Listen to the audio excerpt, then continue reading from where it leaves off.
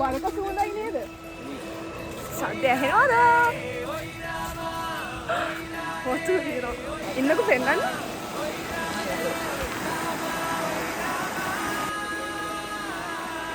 මාරම ලස්සනයි. වතුර සද්ද ඔයගලන්ට ඇහෙනවනේ? අපේ මේ ගමේ ගෙදර ඉඳලා ළඟම ප්ලේස් එක තමයි මෙතන.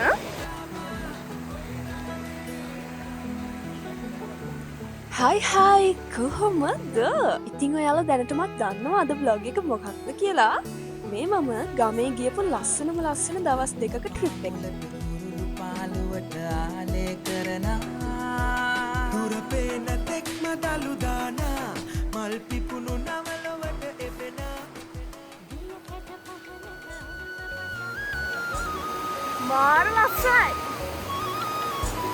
මේ සමහර දවස්වලට මේ වහින්න නැති කාලෙට මේ වගේ වතුර එච්චරම අඩුයි. දැන් මේ දවස්වල වහින නිසා සෑහෙන වතුර තියෙන අදන් තේනවා සද්ද ඇහෙනවනේ.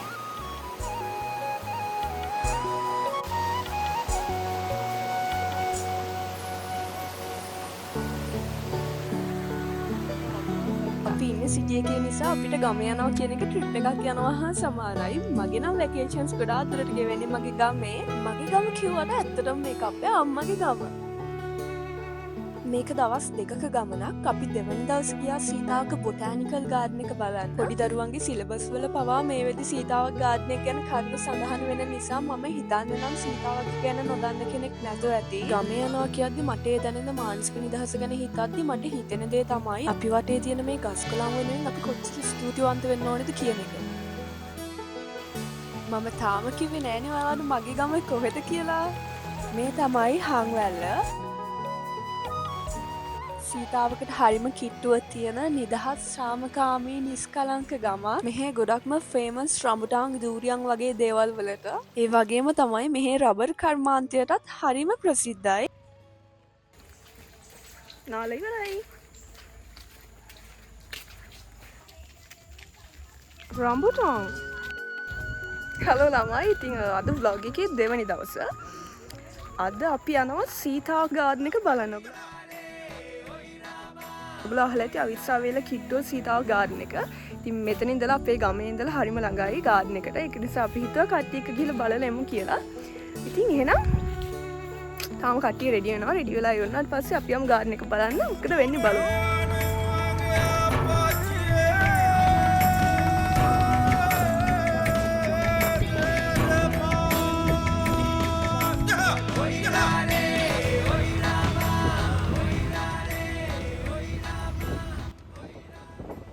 එහෙනම් මිතුරියනී අපි යමු සීතාවක ගාඩන් එක මොන වගේද කියලා බලන්න. මේක මම ගාඩන් එක බලන්න යන සෙකන්ඩ් ටයිම්. හැබැයි සාමාන්‍ය අපි නුවරඑළිය වගේ ගියාම කොහේ හරි ගාඩන් එකකට යනවනම් අපි ඇත්තටම අපිට බලන්න ගොඩක් දේවල් තියෙනවානේ. ගොඩක් ෆ්ලවර්ස් තියෙනවා, එක රෝසස් තියෙනවා, විවිධ දේවල් තියෙනවානේ.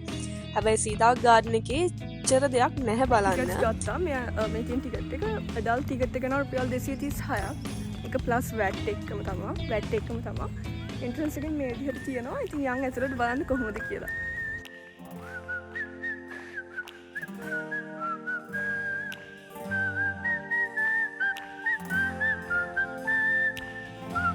මෙහි කොහෙ බලවත් තියෙන වීව් එක නම් පර්ෆෙක්ට්.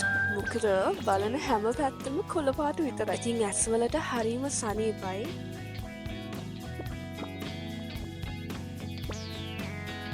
මෙතන කැන්ටින් එකක් තියෙනවා මේකලන්නේ. හරිද? මෙතන ඔයාලට කෑම ගන්න පුළුවන් ඕනේ දෙයක්. කෑම ගේන්නත් පුළුවන්. හැබැයි මේ අතන මේ ඒගොල්ලෝ arrange කරලා තියෙනවා කැන්ටින් ඒරියා එක.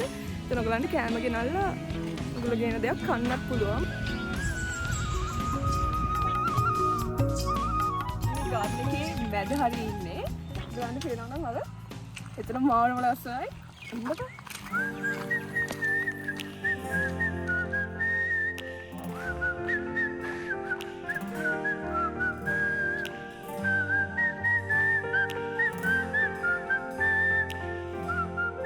ගයිස් මේ වීඩියෝස් බලද්දි මට සමහර වෙලාවට අමතක වෙනවා මේක ඇත්තටම ලංකාවද කියන එක. මොකද මම වීඩියෝස් ගත්තට ඒව එඩිට් කරද්දි මම ඇත්තටම දකින්නේ මේක මොන වගේද වීඩියෝ එකේ තිබ්බේ කියන එක. ගයිස් මම මේ ළඟදි දවසක ගෝල් ගියා. මම පුළුවන් තරම් ඉක්මනට ඔයගලන්ට මේ වීඩියෝස් උතාරගෙන එන්නම්. ගාල්ල නම් පිස්සුවක්.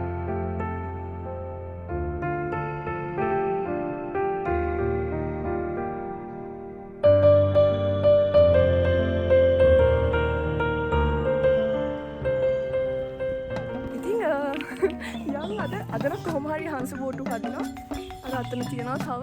ඉතින් පදිනවා. මාර ලස්සන වීව් එකක් තියෙනවා. අපි යන් ගිහලා අපි හංස බෝට්ටු පදිමු. තමයි මේ බෝට්ටු පදින්න කියලා. මෙතනට දැන් මේ මෙතන උලන් පේනවා නම් ටිකට් කවුන්ටර් එක තියෙනවා. මේ හැබැයි එතෙන් ටිකට් එක ඉෂුව කරන්නේ නැහැ කිව්වා. ඒගොල්ලෝ ඉස්සරහින්ම අපි එන්ට්‍රන්ස් එකේ ටිකට් එක ගත්ත තැනින්ම තමයි ටිකට් එක ගන්න ඕනේ. දැන් මේ ආපහු යනවා.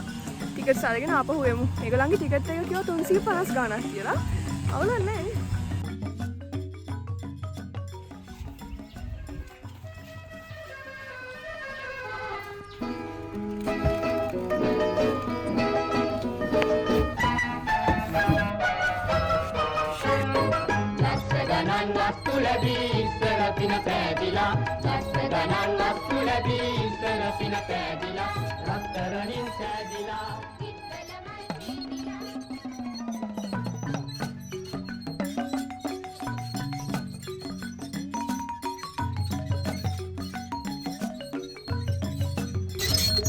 අපි මේ අම්මයි පුංචි ගාවට ආවා.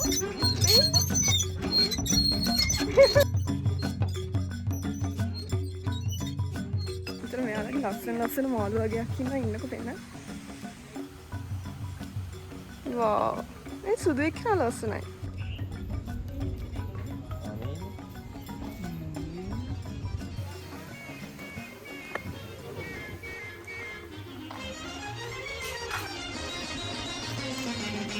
මේ මහත්වරු මොකද කරන්නේ? එයාලා රම්බුටන් කඩනවා. ඕ නයිස් ෂොට්. දඩනෝනේ?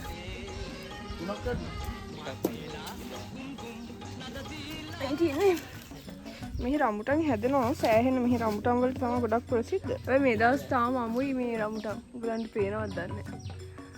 මේ ඉතින් තාම ගැට එහෙම මෙහෙන් තමයි චුට්ටක් ඉදිලා තියෙන්නේ. තාම අමුයිද මේක? ඒක අමුයි. මේක ටිකක් ඉදිලා.